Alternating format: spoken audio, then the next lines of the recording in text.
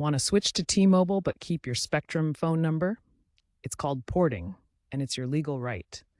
This section covers the basics. First, ensure your Spectrum account is active, in good standing with no outstanding balances, and not locked due to fraud. Next, you'll need a porting authorization code, PAC, or PIN from Spectrum, good for 30 days. You can get this through Spectrum's app, website, or by calling 1-800-314-7195.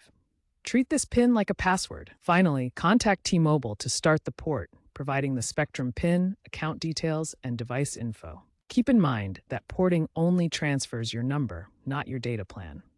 Be ready to set that up separately. While porting typically takes 1 to 3 business days for postpaid accounts and up to 7 days for prepaid, there are ways to speed this up. eSIMs can speed things up significantly, especially on newer phones like iPhone 15 models. T-Mobile's app can help estimate the timeline. Common issues include incorrect PIN entry or older phone incompatibility, but this can be avoided by being careful and doing your research. Make sure to avoid any changes or disruptions to your Spectrum account during the porting process. New measures, such as blockchain-based PIN verification, are being tested to reduce fraud.